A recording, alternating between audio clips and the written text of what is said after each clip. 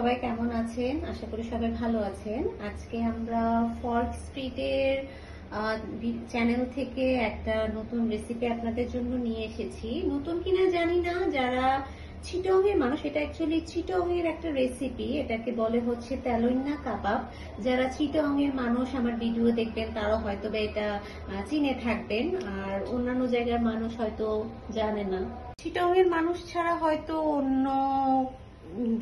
অন্য জায়গার মানুষ যারা আছেন তারা হয়তো এটা আগে কখনো দেখেননি। তো আমাদের এই রেসিপিটা করার জন্য আজকে যেটা লাগছে সেটা হচ্ছে গরু মাংস লাগছে। এখানে 700 গ্রাম গরু মাংস আছে। তার সাথে লাগছে হচ্ছে সয়াবিন তেল। এখানে আমি নিয়েছি 4 টেবিল স্পুন সয়াবিন তেল। এখানে আছে হচ্ছে আদা বাটা, এখানে 1.5 চা চামচ আদা বাটা আছে। এখানে আছে রসুন বাটা, এখানে আছে 1 চা চামচ রসুন বাটা। আর লাগছে হচ্ছে আমাদের গুঁড়া মশলা। এখানে আছে মরিচের গুঁড়া, আমি 1.5 চা চামচ মরিচের গুঁড়া নিয়েছি। যেহেতু আমরা একটু ঝালটা বেশি খাই, যারা ঝাল কম খান তারা একটু কম করে দিবেন, 1 চামচ দিবেন। এখানে আছে ধনিয়া গুঁড়া, ধনিয়া গুঁড়া নিয়েছি আমি 1 চামচ। জিরা গুঁড়া 1/2 চা চামচ। গরম মশলা গুঁড়া 1/2 চা চামচের একটু কম নিয়েছি, লবণ পরিমাণ মতো। হলুদ গুঁড়া নিয়েছি আমি 1/2 চা চামচ। তো প্রথমে যেটা করতে হবে আমাদের এই মাংসটাকে ম্যারিনেট করতে হবে। তো প্রথমে আমি হচ্ছে মাংসটা দিয়ে দিব, যেখানে আমি মাংসটা রান্না করব সেখানে আমি মাংসটা দিয়ে দিচ্ছি। আচ্ছা, এখানে বলে রাখি, এখানে হয়তো অনেকে বলবেন যে আপু পেঁয়াজ দেখছি না কেন। পেঁয়াজ অ্যাকচুয়ালি এই রান্নাটাতে পেঁয়াজ ব্যবহার করা হয় না। পেঁয়াজ বাটা বলেন, পেঁয়াজ কুচি বলেন, এই জিনিসটা দেওয়া হয় না। এখানে আমি যে ইনগ্রেডিয়েন্টস গুলো দেখিয়েছি সেগুলাই দেওয়া হয়। এখন অনেকে হয়তো বলতে পারেন যে পেঁয়াজ ছাড়া জিনিসটা কেমন হবে, পেঁয়াজ ছাড়া জিনিসটা কেমন হবে, ভালো হবে কিনা। তো সেটা হচ্ছে যখন আপনারা রান্না করে খাবেন তখন বুঝতে পারবেন যে আসলে কেমন হয়েছে। হ্যাঁ, তো এখন যেটা আমি করব, আমি সবগুলো মশলা হচ্ছে এখানে এক এক করে দিয়ে দিব। প্রথমে দিয়ে দিচ্ছি মরিচ গুঁড়াটা, তারপরে হলুদ, ধনিয়া, জিরা, গরম মশলা আর লবণ। আমি এক এক করে সবগুলো মশলা হচ্ছে এখানে দিয়ে দিলাম। তারপরে হচ্ছে আমি দিব এখানে আদা বাটাটা, রসুন বাটাটা, তারপরে দিয়ে দিব হচ্ছে তেলটা। এখানে কিন্তু কোনো ধরনের আস্ত যে গরম মশলা সেটাও কিন্তু আমি এখানে ব্যবহার করিনি, আপনারা দেখতে পেয়েছেন। তো আমি এখানে গুঁড়া মশলাটাই ব্যবহার করেছি, গরম মশলা। ঠিক আছে, তো এটা আসলে আমাদের আমি দেখেছি আমার মা খালাদেরকে ছোটবেলায় আমাদেরকে এটা করে খাওয়াতো। স্পেশালি এটা খাওয়া হয় যখন হচ্ছে রোজার মাস ছিল। তো সেহেরিতে হচ্ছে আমরা মাছ খুব একটা খেতে চেতাম না, তো তখন আম্মারা হচ্ছে এই রেসিপিটা করে দিত। এটা করলে আমাদের আর আসলে কোনো কিছু লাগতো না, একটু আলু ভর্তা, একটু ডাল, আর হচ্ছে এরকম 1-2 পিস তেলুন্না কাবাব হয়ে গেলে আমরা খুব সুন্দর করে ভাত খেয়ে ফেলতে পারতাম। ঠিক আছে, চিটং এর মানুষ এটা ডাল, আলু ভর্তা আর হচ্ছে এই তেলুন্না কাবাব, আবার ডাল ছাড়া ডালের পরিবর্তে আরেকটা জিনিস দিয়ে চিটং এর মানুষটা খায়, সেটা হচ্ছে লেবুর কাজি। আমি জানি না কয়জনে এই লেবুর কাজির নাম শুনেছেন বা কেউ খেয়েছেন কিনা। লেবুর কাজি দিয়েও কিন্তু এই তেলুন্না কাবাব, আলু ভর্তা দিয়ে খেতে খুবই মজা লাগে। তো আপনারা যদি কেউ চান যে লেবুর কাজি রেসিপিটা, তাহলে আমি অবশ্যই আপনাদেরকে আরেকদিন লেবুর কাজি কিভাবে করে সেটা দেখিয়ে দিব। আমাকে অবশ্যই কমেন্ট করে জানাবেন, তাহলে আমি অবশ্যই আপনাদেরকে রেসিপি দিব। তো আমাদের মাংস মাখাটা এখন শেষ, আমরা এখন এটা চুলায় বসাই দিব। ঠিক আছে, আর মাংসটা কিন্তু খুব ভালোভাবে একদম মশলাগুলোর সাথে মাখিয়ে নিতে হবে যাতে ভিতরে মশলাগুলো ঢুকে।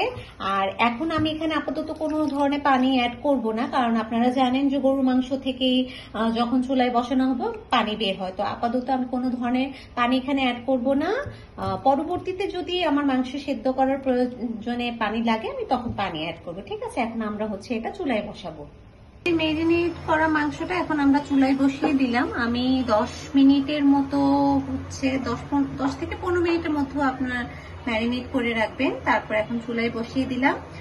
আমি হচ্ছে চুলার জালটা মিডিয়াম আছে দিব, ঠিক আছে।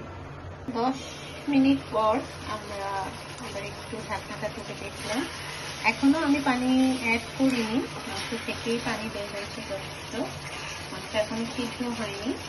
তো আমার যদি পানি লাগে আমি হয়তো পরে পানি অ্যাড করবো, তাতে এখনো পর্যন্ত আমি কোনো নতুন পানি অ্যাড করিনি। আর এই মাংসটা কিন্তু আমরা চাইলে ডিপ ফ্রিজে আপনারা অনেকদিন রেখে খেতে পারবেন, 1-2 মাস রেখে খেতে পারবেন। আচ্ছা, আমার মাংস থেকে যে পানিটা বের হয়েছিল সেটা শুকিয়ে গেছে। তো এখন আমি এখানে কিছু পানি অ্যাড করছি। পানিটা আপনারা পরিমাণ মতো ইউজ করবেন, মাংসটা সিদ্ধ হওয়ার উপরে আসলে পানির পরিমাণটা নির্ভর করছে। তো আমি এখানে আপাতত 1 বাটির মতো পানি দিয়েছি, কারণ আমার মাংসটা এখনো একদমই সিদ্ধ হয়নি। তো আপাতত এখন এই 1 বাটি পানি দিয়ে আমি সিদ্ধ করছি। পরবর্তীতে যদি আমার লাগে তাহলে আমি আবার কিছু পানি অ্যাড করব, আমি সেটা আবার আপনাদেরকে দেখাবো। আপাতত এটা দিয়ে হচ্ছে আমি ঢেকে দিচ্ছি। আবার প্রায় 25 মিনিট পর আমি এখন ঢাকনাটা খুলে দেখলাম যে আমার পানিটা শুকিয়ে এসেছে।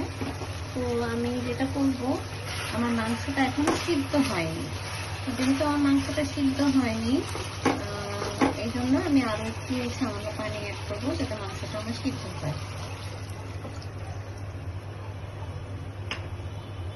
আমি পানি অ্যাড করে দিলাম, পানি অ্যাড করে আমি হচ্ছে আবার ঢাকনা দিয়ে ঢেকে দিব 20 মিনিটের মতো। আমার মাংস রান্না শেষ। এই যে একদম পানিটা শুকিয়ে ফেললাম, একদম ঘন ঘন হয়ে গেছে।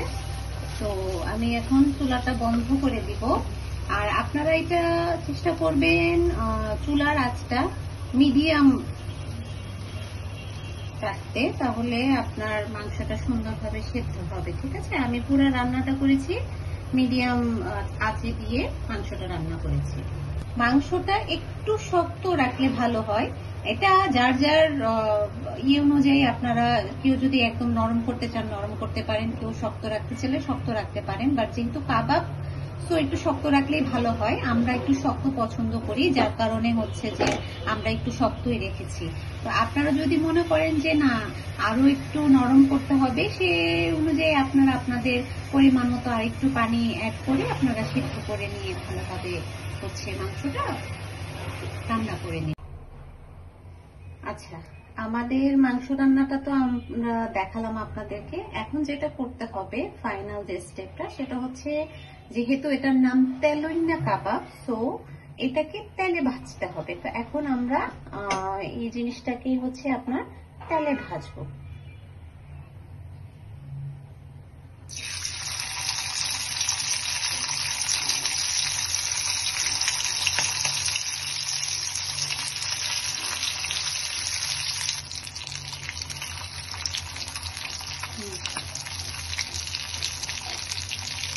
Wow.